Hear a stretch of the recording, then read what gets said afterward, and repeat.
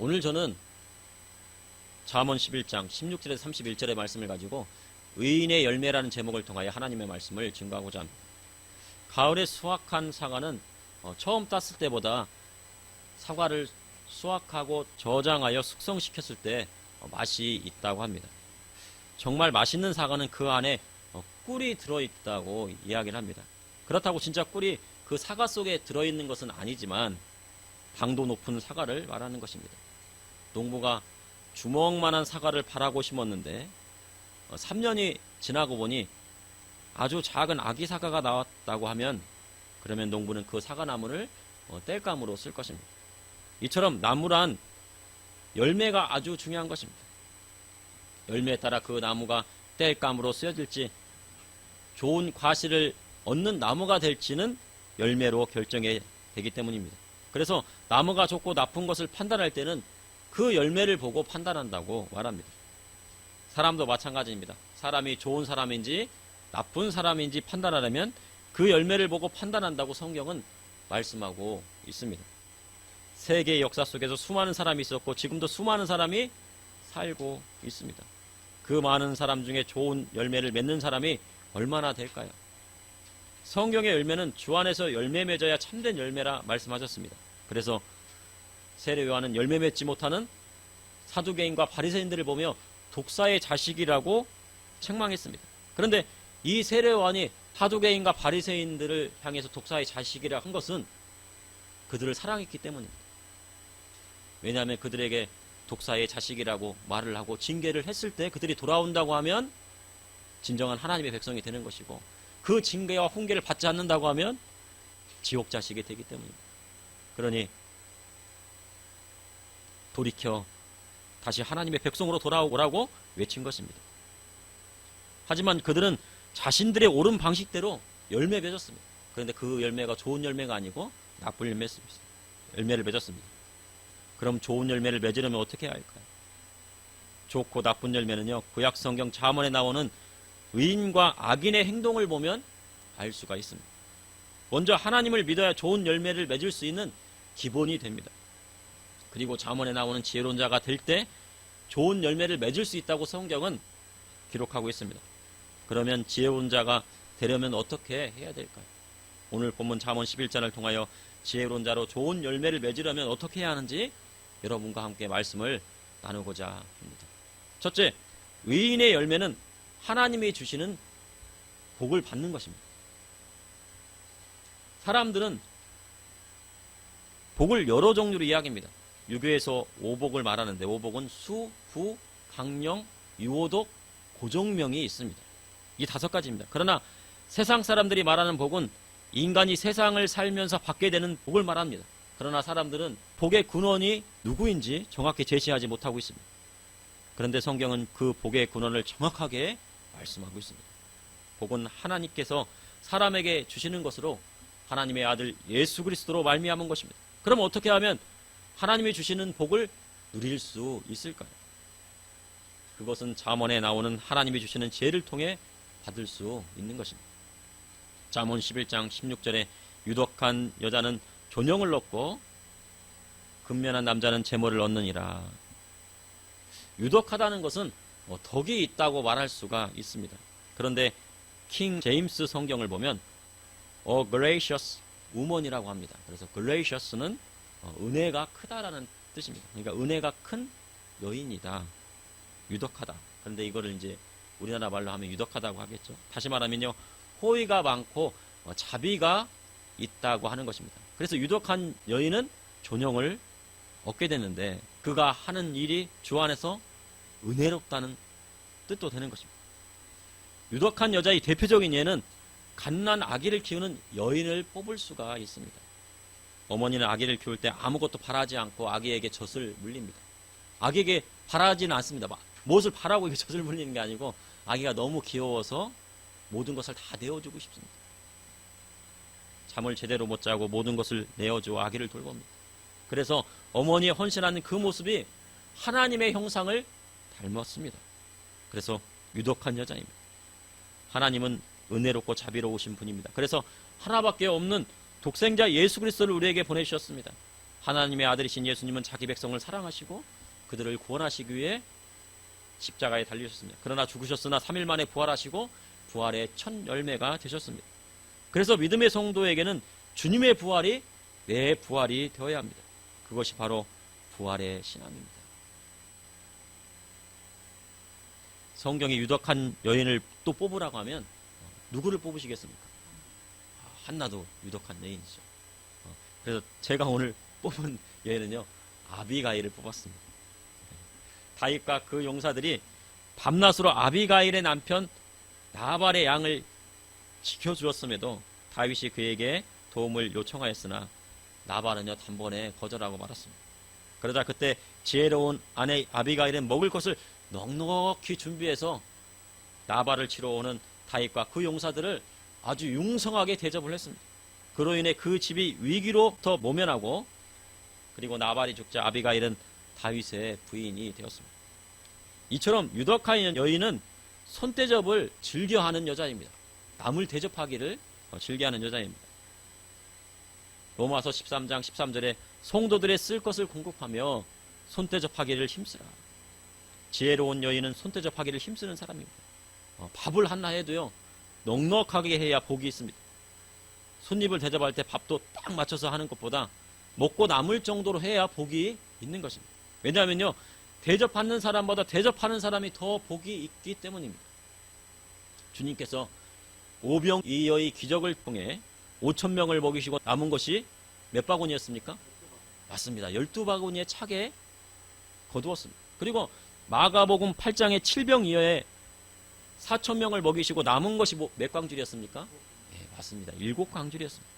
주님께서 많은 무리를 먹이실 때 딱 맞춰서 먹이시거나 부족하게 먹이시지 않았습니다. 어떻게 먹이셨습니까? 네, 배부르게 아주 넉넉하게 먹이셨습니다. 그것이 은혜입니다. 하나님의 말씀 듣고 배부르게 먹어야 은혜도 있는 것입니다. 하나님의 말씀을 들었는데 배가 고픕니다. 아유 배고파. 하나님 말씀 열심히 들었는데 배가 고픕니다. 그거는 문제가 있습니다. 주님의 뜻은 복음의 말씀을 듣고 음식도 배부르게 나누는 것입니다. 집안에 복 받고 싶습니까? 그러면 냉장고 문을 열어 배부르게 먹이십시오. 교회가 부흥하고 싶습니까? 그러면 하나님의 말씀으로 영혼의 갈증을 채워주고 말씀을 들은 성도들에게 배부르게 먹으십시오. 점심을요 뷔페식으로 하는 교회마다 부흥하지 않는 교회가 없다고 합니다. 그래서 보통 큰 교회는 처음부터 시작할 때요 정말 진짜 뷔페식으로 그렇게 시작합니다. 그런데 다만 먹는 것이 하나님 말씀보다 앞서면 안 됩니다. 음식 장만하는 것 때문에 분주해서 마르다처럼 하나님의 말씀, 주님의 말씀을 듣지 못하는 그런 일은 없어야 되는 것입니다. 우선은 하나님의 말씀인데 하나님의 말씀을 잘 듣고 또 그리고 배부르게 먹는 것도 하나님의 은혜인 것입니다. 어떤 사람은 밥그릇에 남은 쌀 한 톨도 농부의 땀이 배어 있으니 남기지 말고 깨끗하게 먹고 또 물로 밥그릇을 깨끗이 씻어가지고 그것을 또 마시라고 이야기를 합니다. 그리고 닭고기도 뼈 있는 살은 모두 발라먹고요. 목뼈에 있는 살까지 발라먹으랍니다. 목뼈가 얼마나 많습니까? 그 목뼈를 하나씩 뜯어가지고 그거를 쪽쪽 빨아먹으라고 그럽니다. 그리고 남기지 말라고 합니다. 그러나 우리 주님 풍성한 것을 좋아하십니다. 넉넉한 것을 좋아하십니다.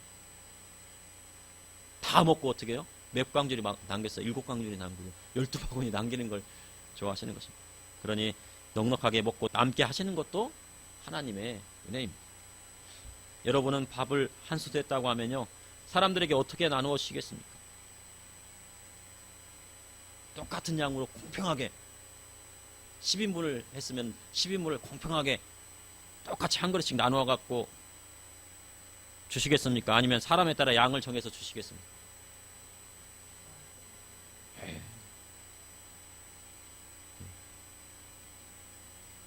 맞습니다. 우리가 집에서 자녀에게 밥을 똑같은 양으로 주지 않습니다. 모든 사람에게 똑같은 양으로 주는 것은 뭐예요? 어디입니까? 공산주의입니다. 그래서 탈북 하신 분한테요 여쭤봤어요. 그랬더니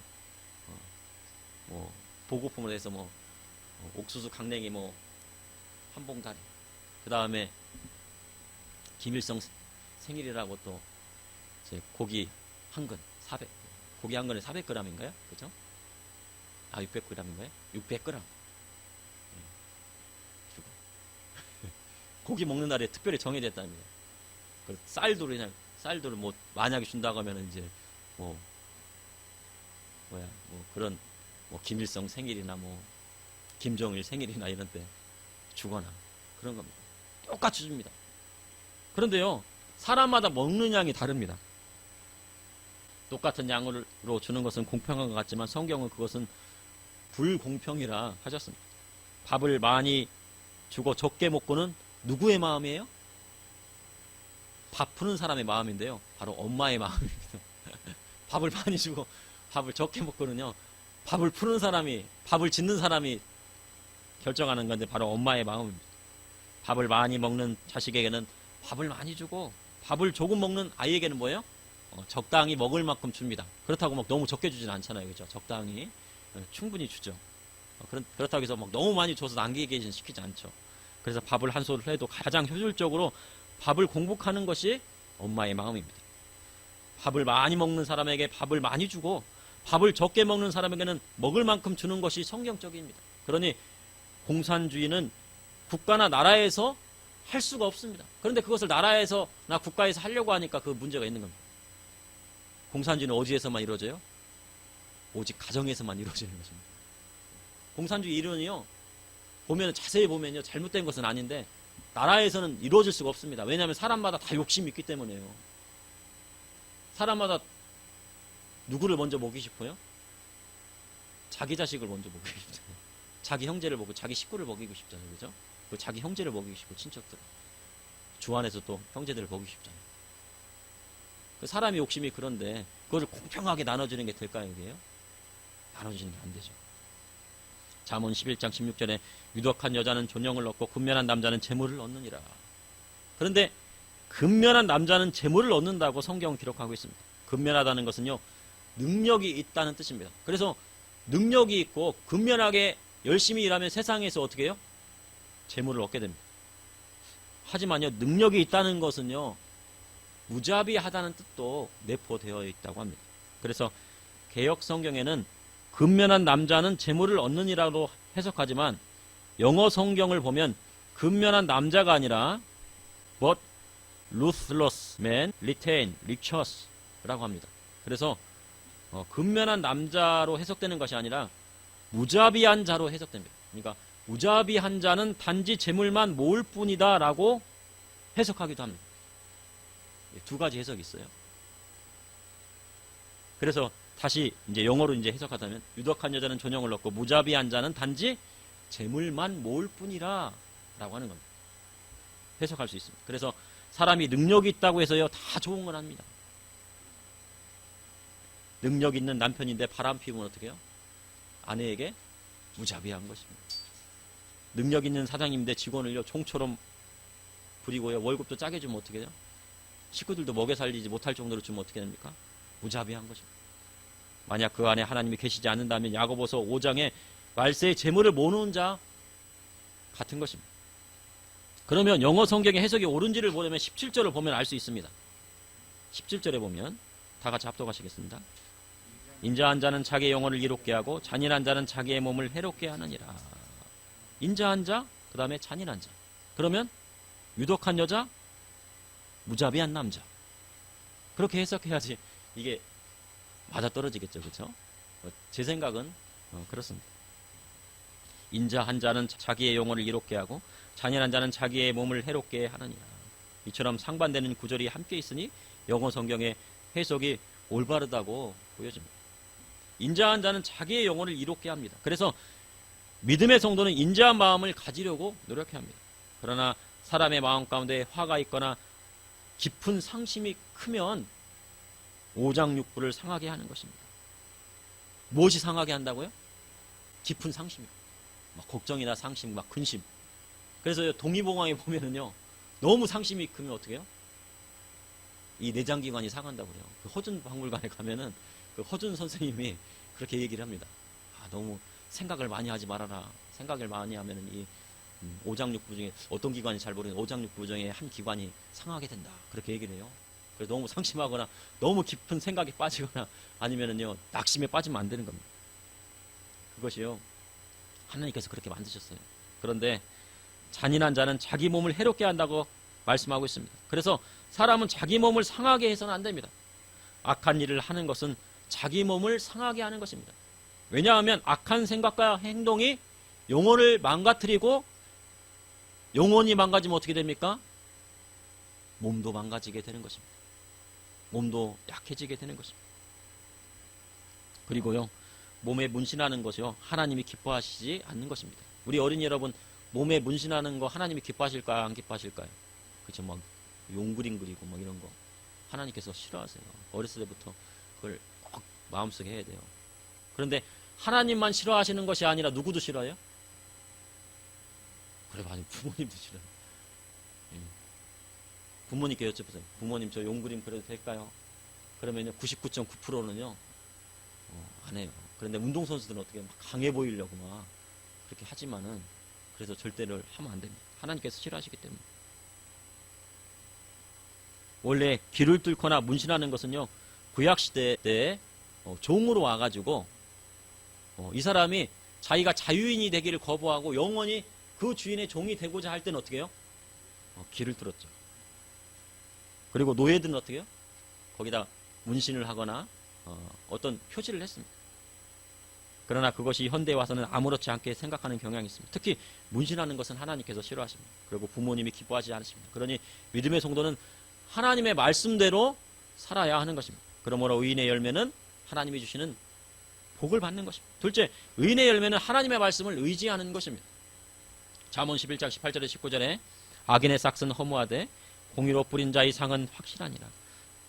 공의를 굳게 지키는 자는 생명에 이르고 악을 따르는 자는 사망에 이르니라. 공의란 하나님의 의로운 법을 말하는 것입니다. 그래서 하나님 백성이 지켜야 할 계명을 나타냅니다. 그것이 믿음의 성도에게 생명이 되는 것입니다. 이렇게 하나님의 공의를 따르지 않는 사람은 그 삭시 허무하고 공의를 행하고 얻은 상은 확실한 것입니다. 잠언 11장 21절에 악인은 피차 손을 잡을지라도 벌을 면하지 못할 것이나 의인의 자손은 구원을 얻으리라. 악인은요 막 이쪽 저쪽 사람들을 막 끌어모으려고 합니다. 뭘로 끌어모여요? 막 돈으로 끌어모으겠죠. 뇌물을 줘갖고 끌어모으고. 근데 나중에 벌을 받아야 안 받아요? 다 같이 받아요. 한번 쭉 끌려오면 막 쭉 끌려옵니다. 예. 누가 뇌물 받았는지 안 받았는지 나중엔 다 드러나요. 하나님은 다 아시거든요. 그러나 하나님의 공의를 따르는 의인의 자손은 구원을 받게 된다고 성경은 잠언을 말씀하고 있습니다. 십계명에 나를 사랑하고 내 계명을 지키는 자는 천대까지 은혜를 베푸느니라 말씀하셨습니다. 하나님의 말씀을 따르지 않으면 몇 대의 벌을 받아요?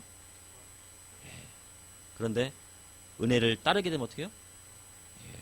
천대라고 하면요 영원을 뜻하는 겁니다. 자신이 하나님의 공의를 지켜 행하면요 자신뿐만 아니라 자손 천대에 이르는 하나님의 축복이 임하게 된다는 것입니다. 그러므로 아브라함의 하나님, 이삭의 하나님, 야곱의 하나님이 우리에게 주시는 축복입니다. 그런데 열매 맺지 못하는 여인들도 있다고 성경은 기록하고 있습니다.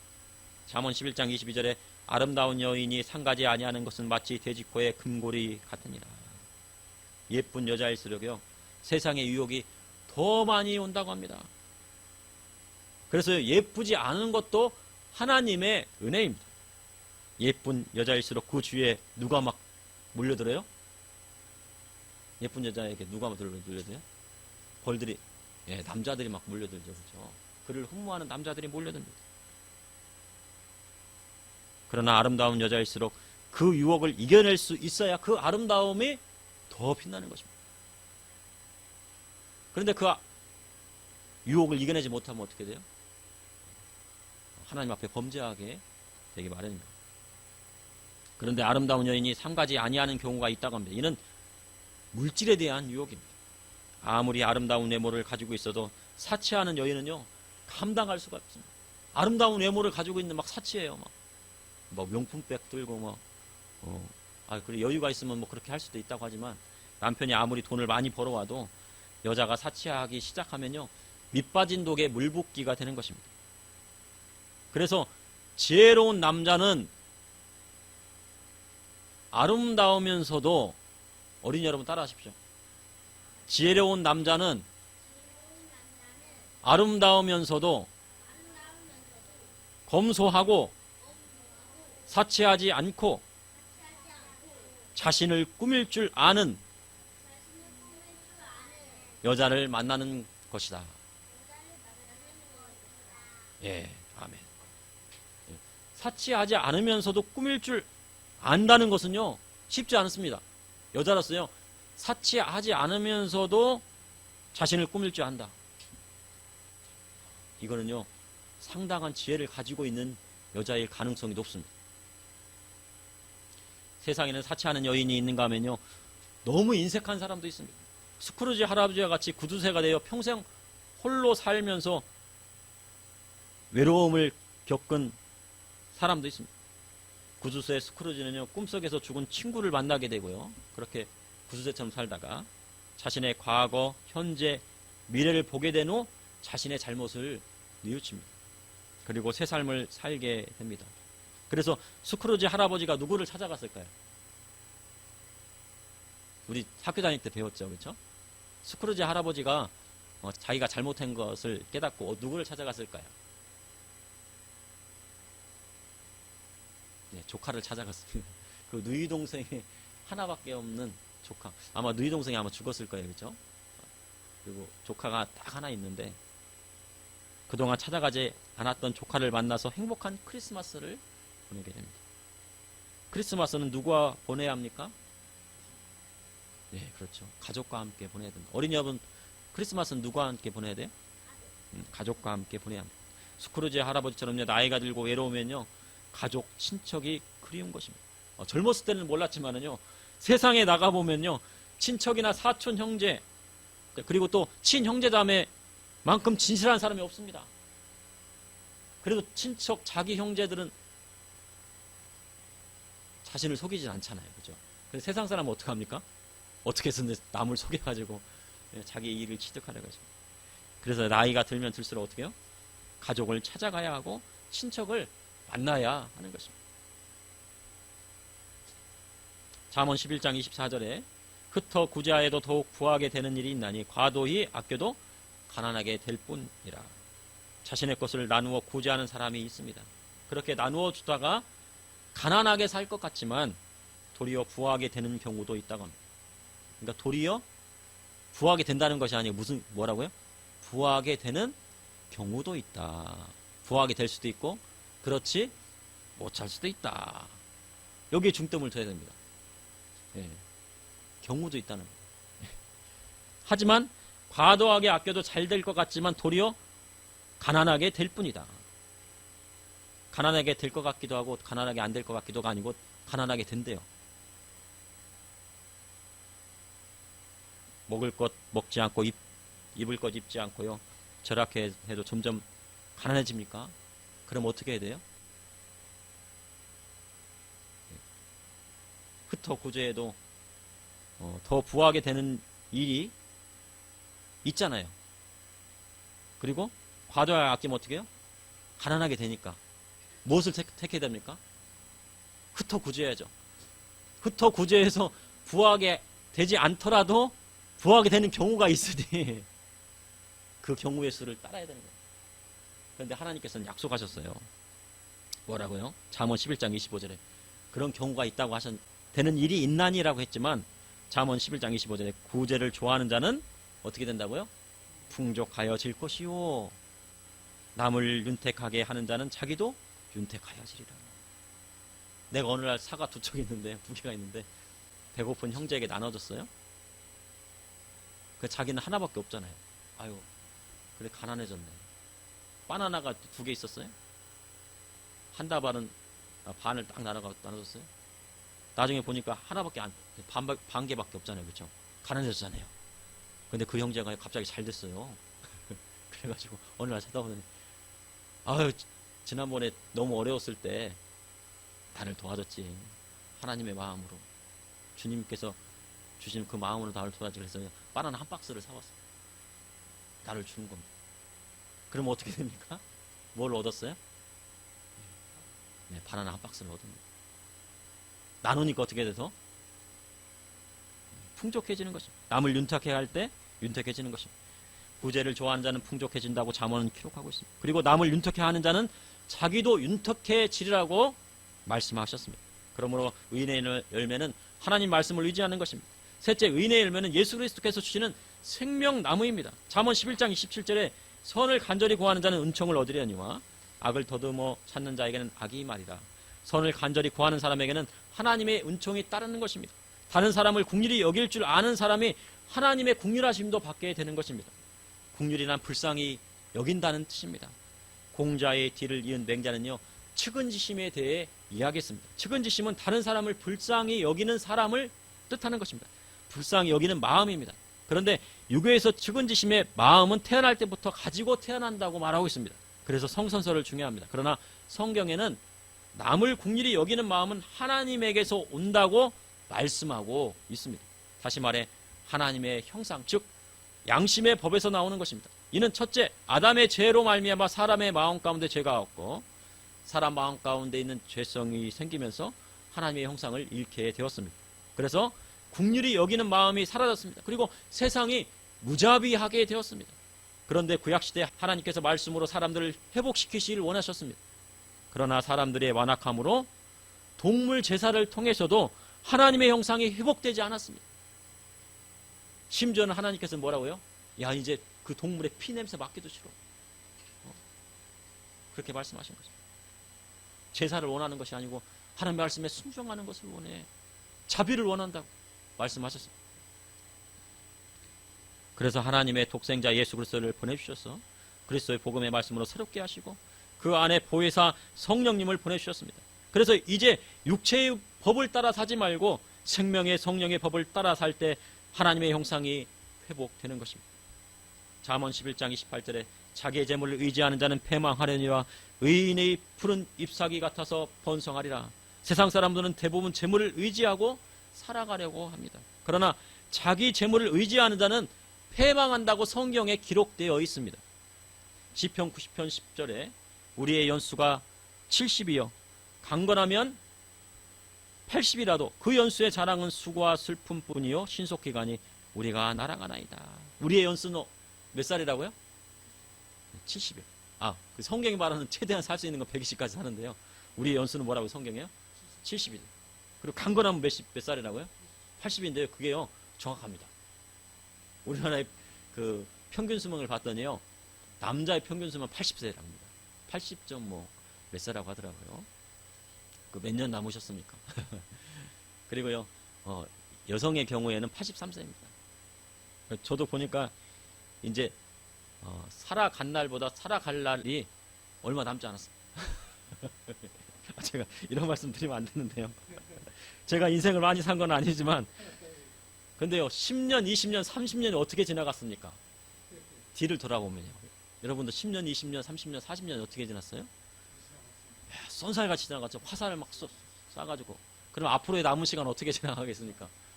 쏜살같이 지나갑니다. 여기 성경을 보니까 신속하게 지나간다고 합니다. 그런데 이렇게 쏜살같이 지나가는 인생 속에서 재물이 인생의 목적이라고 하면 이렇게 쏜살같이 지나가는 인생에서 앞으로 한 30년만 살면은 이제 저도 끝이라고 보는데 제가 그렇게 신속하게 지나가는 속에서 재물이 모든 것이라고 생각하고 살아간다 하면 그것만큼 슬픈 것이 없는 것입니다. 그러나 의인은 푸른 잎사귀 같아서 번성하는 것입니다. 잠언 11장 29절에 자기 집을 해롭게 하는 자의 소득은 바람이라 미련한 자는 마음이 지혜로운 자의 종이 되리라 하셨습니다. 남의 것을 도둑질하여 쌓으려 하는 자는 그 소득이 바람같이 사라지고 마는 것입니다. 그래서 미련한 자는 마음이 지혜로운 자의 종이 되리라 하셨습니다. 구약 성경에 도둑은 도둑질한 집의 종이 되어 그것을 갚을 때까지 일해야 하는 것이 하나님의 뜻입니다. 몇 배를 갚으라고 했습니까? 그래서요, 미련한 자는 마음이 지혜로운 자의 종이 되는 것입니다. 그 도둑질하는 자는 미련한 자죠. 나중에 누구의 종이 돼야 돼요? 그 바로 도둑 맞은 집에 종으로 팔려가는 것을 허락하십니다. 갚을 때까지 못 나와요, 거기. 잠언 11장 30절에 의인의 열매는 생명나무라 지혜로운 자는 사람을 얻느니라. 하나님을 신실하게 맺고 그리스도의 복음의 말씀대로 살아가는 의인의 열매는 생명나무와 같은 것입니다. 잠언 3장 18절에 지혜를 얻는 자에게 생명나무라 지혜를 가진 자는 복되도다. 생명나무는요 영생을 뜻하는 것입니다. 그럼 영생을 주시는 누가 주시는 것입니까? 바로 하나님께서 주시는 것입니다. 영생은 예수 그리스도로 말미암아 그를 믿는 자에게 주시는 하나님의 선물이 되는 것입니다. 그래서 의인의 열매는 생명나무에 있습니다. 그리고 지혜로운 자는 사람을 얻습니다. 세상 사람들은요 무엇을 얻으려고 해요? 사람을 얻는 것이 아니고 재물을 얻으려고 해요. 자식보다 누구를 택해요? 자식 많이 나오면 어떻게 된다고요? 돈을 많이 쓰고 재산을 못 모으니까. 자식보다 누구를 택해요? 재산을 택하고 돈을 택합니다. 그런데 성경은 누구를 택하라 하겠어요? 사람을 택해라. 돈하고 형제가 있으면 누구를 택해야 됩니까? 돈을 택해야 됩니까? 형제를 택해야죠. 형제가 빚졌는데 돈을 안 갚습니다. 그럼 어떻게 해야 돼요? 그래도 형제를 사랑해야 돼요. 형제 자매를 사랑해야 돼요.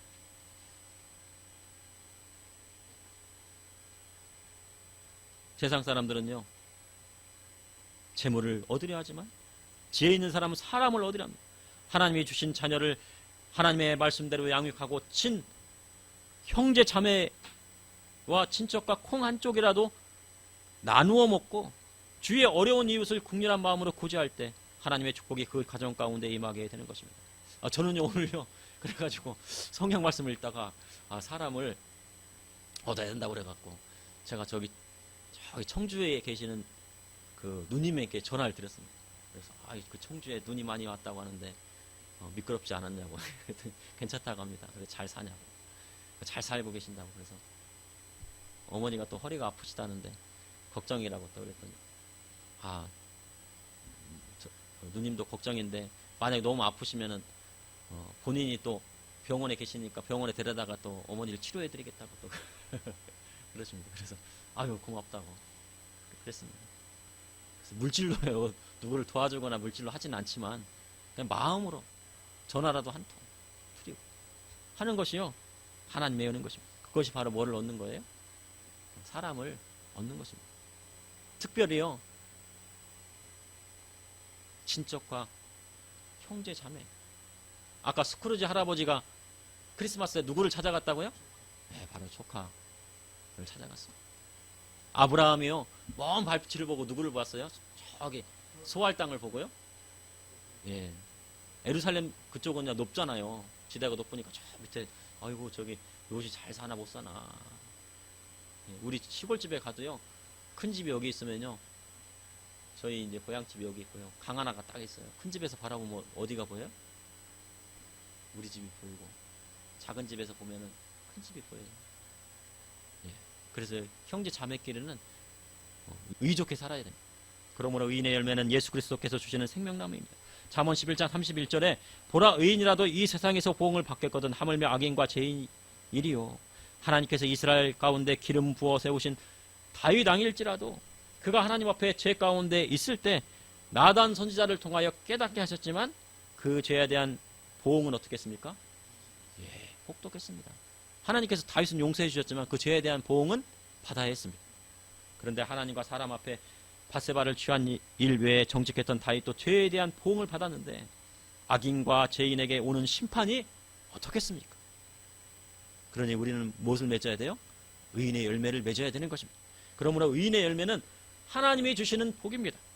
그리고 의인의 열매는 하나님의 말씀을 의지하는 것입니다. 또한 의인의 열매는 예수 그리스도께 주시는 생명나무인 것입니다. 잠시 기도하시겠습니다. 사랑해 주님 오늘도 감사합니다. 주님 오늘 이렇게 추운 날씨에도 하나님 앞에 나와 예배를 드렸습니다. 우리 어른 성도부터 어린아이까지 하나님께서 주시는 복받게 하여 주시고 하나님의 축복받게 하여 주시고 의인의 열매를 다 맺을 수 있도록 인도하여 주시고 예수 그리스도로 말미암아 생명나무를 취하게 하여 주시고 생명나무의 열매를 먹게 하여 주시고 인도하여 주시옵소서. 주님께서 또한 질병을 통하여 고통받고 있는 우리 성도님들에게도 낫게 하여 주시고 치료케 하여 주셔서 하나님 말씀 듣게 하여 주시고 또한 이전에 나올 수 있는 은혜도 베풀어 주시고 인도하여 주시옵소서. 예수님 이름으로 기도옵나이다. 아멘.